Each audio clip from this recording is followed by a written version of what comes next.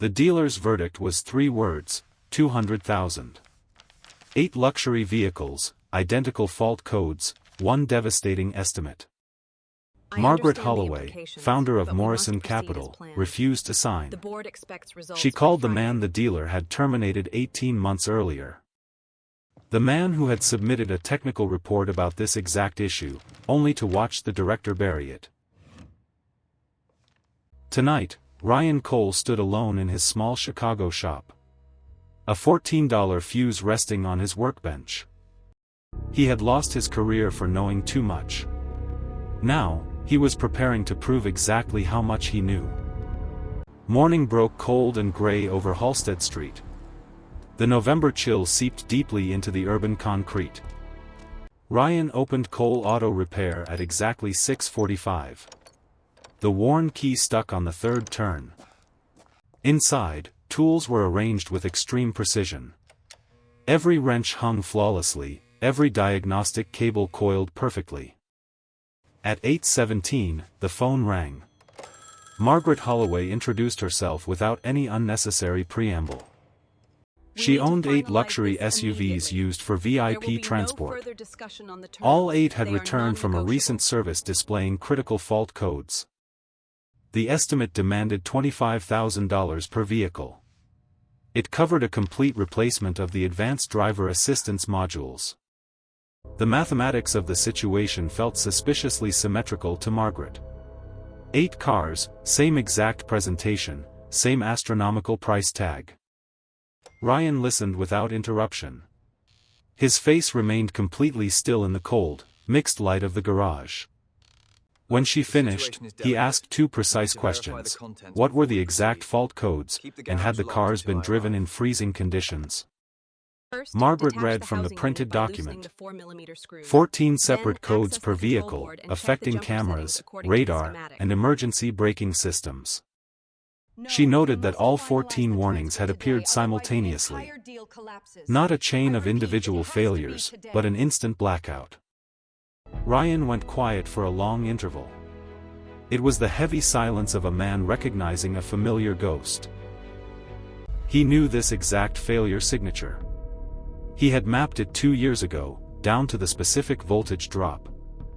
He told her he would take the case. He did not mention that he already knew the answer. A flatbed truck arrived before noon, dropping the first silver SUV onto Ryan's lot under a pale winter sky. Lucas Reed, Ryan's 26-year-old assistant, looked at the scanner. He assumed a gateway module failure was cascading errors across the network.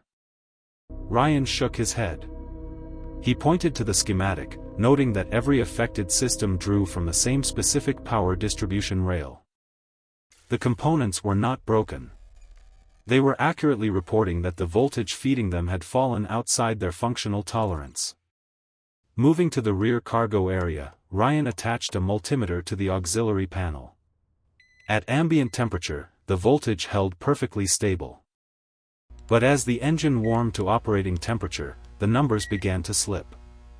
At 182 degrees, the voltage dropped below the critical threshold. The central processor instantly defaulted to a simultaneous fault state. It had lost confidence in the power supply, shutting down the sensors for safety. Ryan pulled the F47 thermal fuse. Under the bench light, the bridge wire appeared visually intact, showing no signs of physical damage. This was the insidious nature of thermal degradation. It tested clean when cold, corrupting the entire system only under sustained thermal load. He installed a replacement fuse costing exactly $14. A subsequent test drive yielded 0 active faults and 0 stored codes. Ryan compiled a 12-page diagnostic report, complete with voltage logs and thermal data, leaving absolutely no room for interpretation. Before 4 o'clock, Ryan emailed the comprehensive report to Margaret Holloway. He recommended she forward it directly to the dealership. Margaret did exactly that. She sent the 12-page document to the dealership CEO, Isabella Vance, with a subject line that was impossible to misread. Isabella Vance, the newly appointed 32-year-old executive, received the email at 4:47. She possessed a sharp, commanding presence. Overwhelmed by a looming board meeting, Isabella barely glanced at the technical data. She forwarded the file directly to her service director, Jason Mercer. Her attached instruction was a single line: "Handle this and get back to me by the end of the day." Jason Mercer opened the email. He recognized the rigorous diagnostic structure immediately, even before scrolling down to see the diagnostician's name. When he saw Ryan Cole's signature on page 9, Jason sat completely frozen in his glass-walled office for 11 long minutes. The buried past had just resurfaced on his monitor. He finally picked up the phone, dialing Margaret Holloway to begin his damage control. Speaking with practiced, professional patience, Jason warned Margaret that a simple fuse replacement only masked deeper, latent degradation within the module. He escalated his leverage, stating that allowing an unauthorized mechanic to touch the electronics had technically voided the fleet's $1.4 million warranty. Carter Winslow, Margaret's senior partner, called Ryan that evening. He stated that Morrison Capital could not risk a $1.4 million warranty exposure. Carter explained that the company would have to accept the dealership's terms and return the vehicles. Ryan simply asked for 48 hours. 40 minutes later, Ryan's phone rang again. This time, it was Isabella Vance calling the small auto shop directly. She informed Ryan that his intervention constituted illegal interference with active service contracts. She warned that her legal team was preparing to seek an injunction. Ryan's expression did not change. He calmly told the powerful CEO that she was welcome to pursue that course of action. But before she instructed her lawyers, he suggested she actually sit down and read the report she had forwarded so hastily. He told her that page 3 contained a voltage log explicitly identifying the true mechanism of the mechanical failure.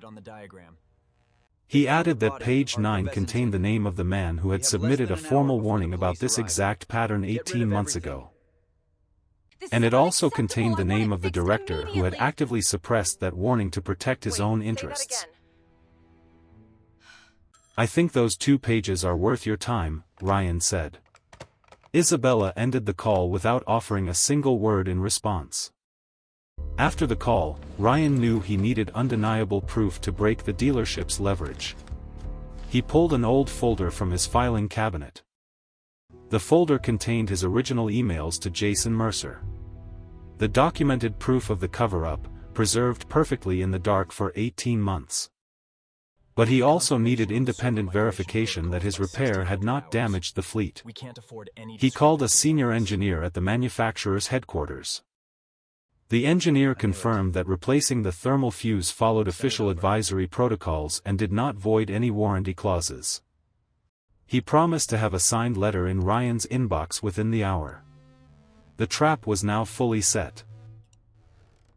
Meanwhile, Isabella Vance sat alone in her massive office at 11:40 that night. The building was completely silent. She bypassed her director's filtered reports and logged directly into the raw procurement database on her terminal. The pattern emerged instantly. Jason Mercer had submitted a massive purchase order for 8 advanced control modules on the 1st of November. The fleet of vehicles had not arrived for their service appointment until the 14th of November. He had ordered $200,000 in replacement parts 13 days before any mechanic had even examined the cars. The next morning, Margaret Holloway convened a formal meeting at her headquarters. Both parties were instructed to present their case in person. Jason Mercer arrived at 11 o'clock with corporate counsel and a glossy, 42-page technical presentation. He walked into the glass boardroom exuding absolute confidence, fully backed by the institutional weight of the dealership. Ryan Cole arrived alone. He wore his work jacket, carrying only a laptop, a padded envelope, and a small plastic bag. He placed the clear bag containing the removed $14 fuse directly in the center of the mahogany table. Isabella Vance sat silently at the far end of the room. She had not slept, her eyes fixed coldly on her service director. Jason presented first. He spoke eloquently about latent degradation and microscopic stress damage caused by voltage irregularities. He cited automotive engineering publications, concluding that Ryan's fuse replacement had only treated a surface symptom. His attorney sat silently beside him, a visible reminder of the overwhelming legal and financial power threatening the small mechanic. Ryan waited for the corporate presentation to end. He let the heavy silence settle over the room before he finally moved. Ryan picked up the clear plastic bag, looked directly at Jason Mercer, and asked a single, precise question. The repaired vehicle was road-tested for 340 miles at full operating temperature. Is anyone here prepared to state in writing that the module is damaged? Nobody answered. Jason stared at the tiny fuse on the table, refusing to make eye contact. The corporate attorney shifted uncomfortably in his seat. Ryan turned his laptop toward the room. He presented the uninterrupted 90-minute voltage log and the perfectly clean post-repair diagnostic scans. He then displayed the signed letter from the manufacturer's senior engineer, explicitly confirming the repair protocol and completely protecting the fleet's warranty. Cornered, Jason attempted a practice deflection. He claimed the technical bulletin had only been a discretionary advisory, not a mandatory protocol. He stated that his technical staff had reviewed the advisory and found it not applicable to the vehicles in question. Ryan did not argue. Instead, he opened the padded manila envelope and slid 2 sheets of paper across the mahogany table. The first was his urgent email warning Jason about the thermal failure pattern, dated 18 months ago. The second was Jason's 9-word reply, not applicable to current inventory. Do not escalate. The 2 pages lay completely flat under the bright boardroom lights. No one in the room spoke for 6 agonizing seconds. Isabella Vance, sitting at the far end of the table, finally looked down at the physical copies of the emails. Then, she looked up at Jason. Her expression was not angry, but carried the terrifying stillness of a massive internal recalculation. 2 sheets of paper had just defined the exact dimensions of her subordinate's betrayal, with a precision she could no longer ignore. Desperate, Jason's attorney attempted to claim the internal correspondence was confidential corporate property. We are not liable for the delays. Ryan calmly replied that he had printed them during his employment as the author of the initial warning. We'll proceed as planned. The meeting concluded abruptly without a formal resolution. Isabella gathered her completely untouched notepad and walked out. She did not speak a single word to Jason or his attorney as she left them behind in the empty room. Early the next morning, Isabella's silver sports car pulled up to Cole Auto Repair without any prior notice. Ryan was underneath a heavy truck when he heard her footsteps. He rolled out on his creeper and stood up, completely unsurprised. Isabella stepped into the grease-stained shop, looking completely out of place in her high-end designer suit. She didn't offer a greeting. She simply asked to see the repaired luxury SUV parked out back. Ryan washed his hands at the heavy utility sink, grabbed a diagnostic scanner, and led her out into the freezing morning air. They stood together in complete silence as he connected the cable and let the system initialize. The screen returned perfectly clean. 0 active codes. 0 stored codes. Isabella stared at the glowing display. She finally broke the silence, asking him what reason was given on the record for his termination 18 months ago. Ryan looked her directly in the eyes and replied with the exact corporate phrasing, lack of team cohesion. Isabella absorbed the weight of those words, turned around without another sound, and walked back to her sports car. At exactly 2 o'clock that afternoon, an emergency board meeting convened at Vance Prestige headquarters. Isabella did not editorialize. She simply laid out the fraudulent purchase order, the buried bulletin, and the nationwide complaint data in strict chronological order. The board of directors reviewed the irrefutable evidence. The vote to suspend Jason Mercer pending a full investigation was absolutely unanimous.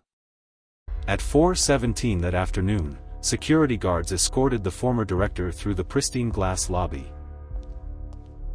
Before Jason even reached the revolving exit doors, his corporate access credentials had already been permanently deactivated.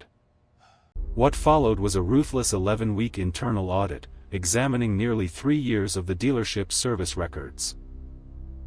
The investigation uncovered 47 separate instances where customers were billed full price for massive module replacements. In every single case, a tiny fuse or relay had been the available, undocumented, and deliberately hidden solution. The findings were immediately forwarded to the manufacturer's compliance division and the State Consumer Protection Bureau. At 6 o'clock that evening, Isabella Vance sat in her office and personally dialed Ryan Cole's number.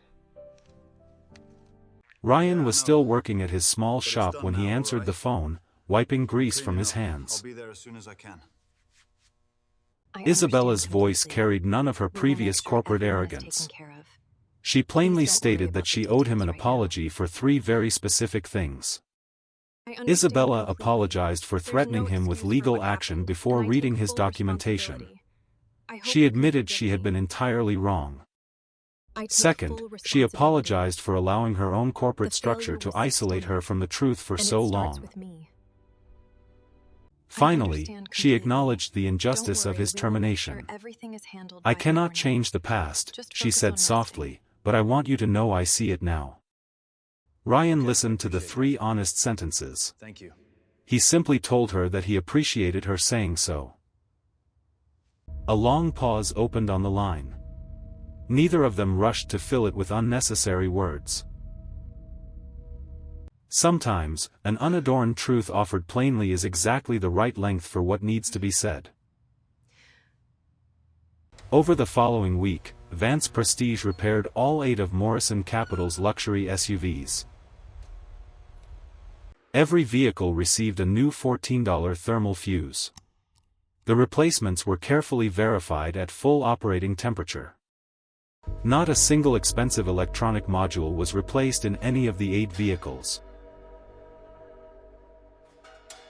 The combined parts cost across the entire fleet was exactly $112. Morrison Capital was charged absolutely nothing. Isabella restructured the entire service division in the weeks that followed. Her operational updates were swift and uncompromising. Any repair estimate exceeding $5,000 on an in-warranty vehicle now required an independent review by a secondary technician. Furthermore, all manufacturer technical bulletins were immediately reclassified from discretionary advisories to mandatory protocols. The service director role was posted externally. Isabella instituted these sweeping changes without ceremony or public announcement. The quiet execution was, in its own way, a massive statement of power. The era of unchecked profitability was over. 2 weeks after the case closed, Margaret Holloway called Ryan Cole again. She had a new proposition for the small shop. She formally offered Cole Auto Repair the exclusive maintenance contract for the entire Morrison Capital vehicle fleet. The value of the agreement was substantial. It was enough capital to add a second hydraulic lift to the shop by February. It also provided enough revenue to bring Lucas Reed on board as a full-time, salaried technician before the spring. Lucas signed his full-time offer letter that exact same afternoon. Neither he nor Ryan made a big emotional display of the moment. The shop changed in gradual, highly practical ways over the next month. A second high-end diagnostic station took its place along the left wall. The small waiting area received a proper espresso machine. But the most important addition was not a piece of machinery. A framed printout of the official complaints summary sat on the shelf directly above Ryan's workbench. It was unlabeled and unexplained. It simply existed there, the way certain documents stay close to a person. He kept it not because he needed to consult it, but because it represented something he chose not to surrender. Surrendering would have been the much easier thing to do when the corporate lawyers first called. On the last Friday of November, the sky over Halsted Street was pale and still. It was the kind of afternoon that asked nothing of the people moving through it. Ryan sat at his desk, finishing a standard invoice on a routine brake job. The shop was peacefully quiet. The heavy metal side door creaked open, briefly breaking the silence of the workspace. His young daughter, Grace, walked into the shop. She pulled her heavy backpack by a single strap, holding a folded drawing in her other hand. Grace placed the folded drawing on the edge of his desk. She didn't say a word, walking over to her usual chair in the waiting area. She opened her homework folder with the calm demeanor of a child who had grown up understanding the quiet rhythms of a working space. Under the warm light of his bench lamp, Ryan carefully unfolded the piece of paper. It was a crayon drawing of a building with 2 windows, a bay door, and a proud, carefully lettered sign above the entrance. He smiled faintly, refolding it along its original creases. He placed it carefully on the shelf, right next to the framed technical document. He returned to the paperwork in front of him.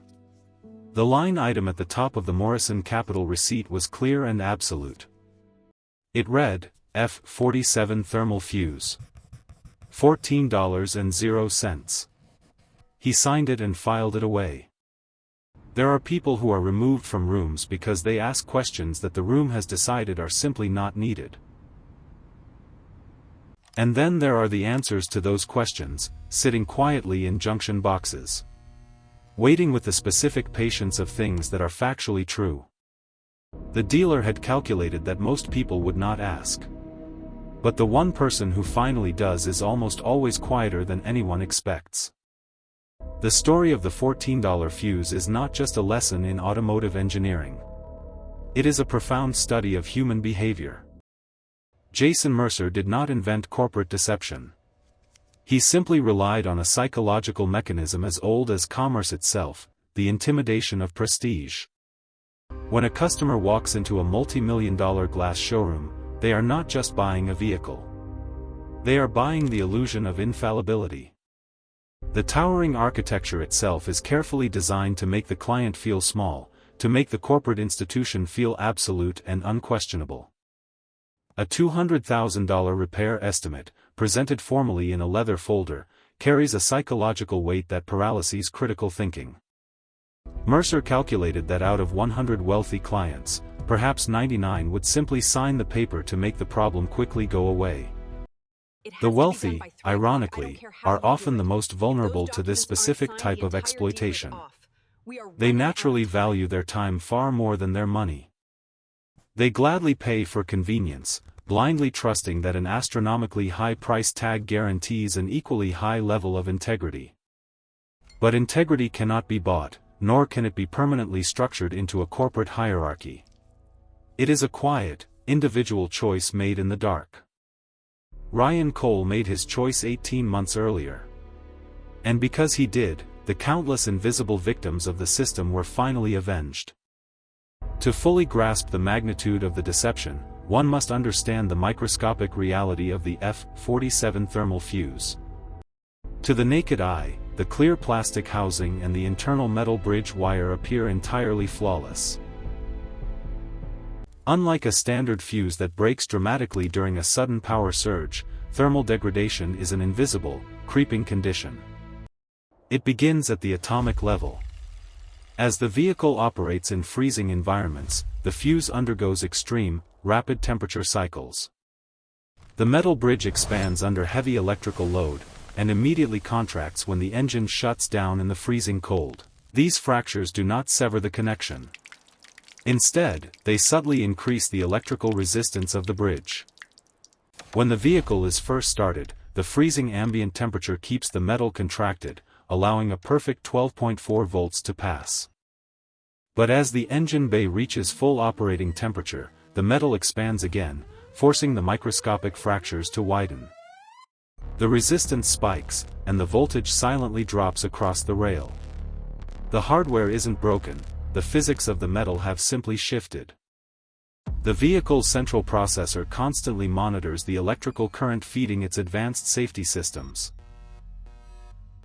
When the degraded fuse causes the voltage to drop below the strict tolerance threshold, the processor reacts instantly. The artificial intelligence does not perceive a broken camera or a shattered radar. It perceives untrustworthy power. In autonomous safety systems, unstable electricity can lead to erratic braking or steering. To prevent this, the system chooses safety. The processor initiates a hard failsafe, intentionally severing communication with every sensor on that compromised power rail. This results in 14 simultaneous warning lights flooding the dashboard in a fraction of a second. To an inexperienced technician, this sudden blackout appears as a catastrophic failure of the central control module itself. The dealership's diagnostic software displays terrifying, vague errors: communication lost, module unresponsive, critical system failure. A corrupt service director easily weaponizes these vague digital readouts to justify a $200,000 fleet replacement. But the expensive modules were never broken. They were simply starved of power, waiting for a mechanic willing to read the actual current. Modern luxury vehicles are no longer just mechanical machines, they are rolling data centers generating gigabytes of telemetry every hour. Every temperature shift, every voltage drop, every microscopic anomaly is meticulously recorded by the central computer.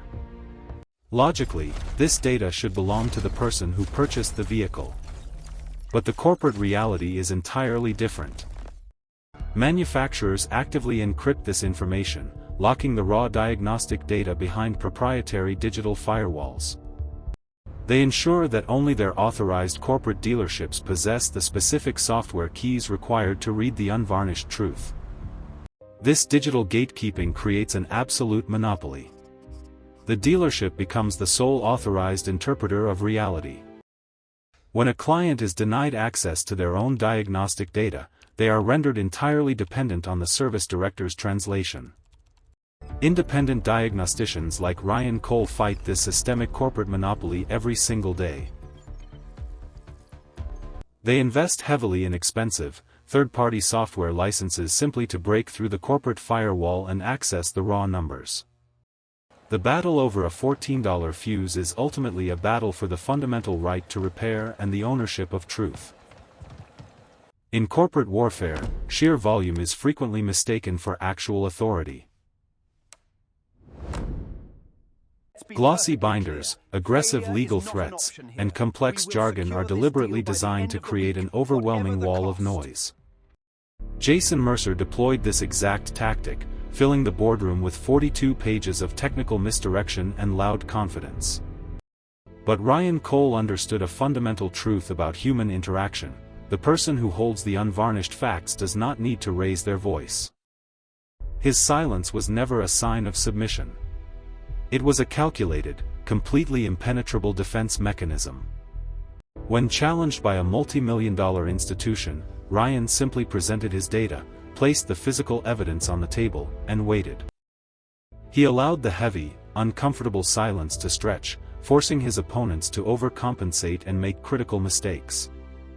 Isabella Vance, observing from the head of the table, recognized this psychological dynamic immediately.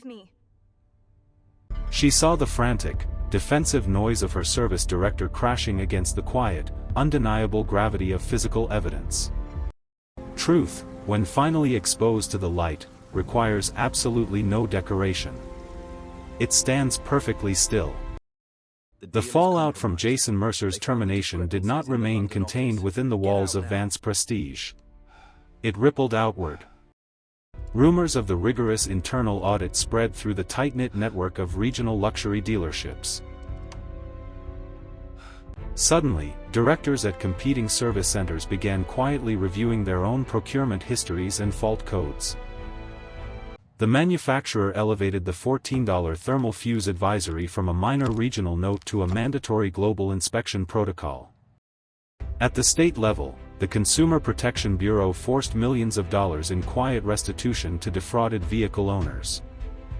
Isabella Vance stood at the helm of a reformed empire, proving that ethical restructuring could actually stabilize long-term capital.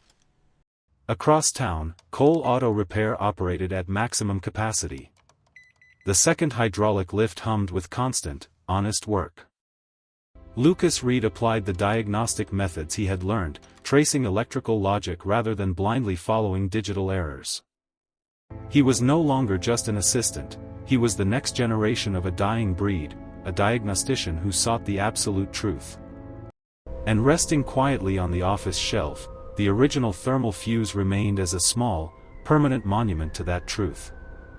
Corporate structures are frequently built on the assumption that complex problems always require expensive solutions. But the physical world does not care about corporate profit margins. It only cares about the unyielding laws of physics. Jason Mercer learned this lesson the hard way. His entire career was dismantled not by a rival executive, but by a $14 piece of plastic. He had forgotten that beneath the digital software and luxury leather, a vehicle is still just a machine bound by the laws of electricity. Ryan Cole never forgot that. He built his entire life around the fundamental principles of cause and effect. In Ryan's world, an honest diagnosis is worth infinitely more than a quick, deceptive payout. This philosophy extended far beyond the garage bay. It was the foundation of the life he was building for his daughter, Grace. Grace spent her afternoons in the shop, watching her father navigate a complex world with simple, unyielding honesty. She saw daily that a person's worth is measured not by the suit they wear, but by the truth in their actions. The small shop on Halsted Street stood as a quiet rebellion against an industry that had lost its way. The corporate world moves rapidly, frequently erasing its own history in the pursuit of the next fiscal quarter. But certain events embed themselves permanently into the institutional memory. The $14 cover-up was one of them. Under Isabella Vance's leadership, the reformed dealership network became an industry case study in ethical management and transparency. Competing luxury service centers were forced to adapt, permanently abandoning their most lucrative, deceptive diagnostic practices. Meanwhile, Cole Auto Repair steadily expanded. A third diagnostic bay was added as their reputation for absolute honesty grew. Lucas Reed evolved into a master technician, quietly passing down the uncompromising rule of physical measurement to the newest apprentice. Grace grew up surrounded by the steady, rhythmic sounds of honest labor, absorbing a moral compass that no money could buy. And Ryan Cole remained at the center of it all. His hands permanently marked by the grease and grime of actual, physical reality. The thermal fuse sat quietly on the shelf. A tiny piece of metal and plastic that had successfully dismantled an empire of lies.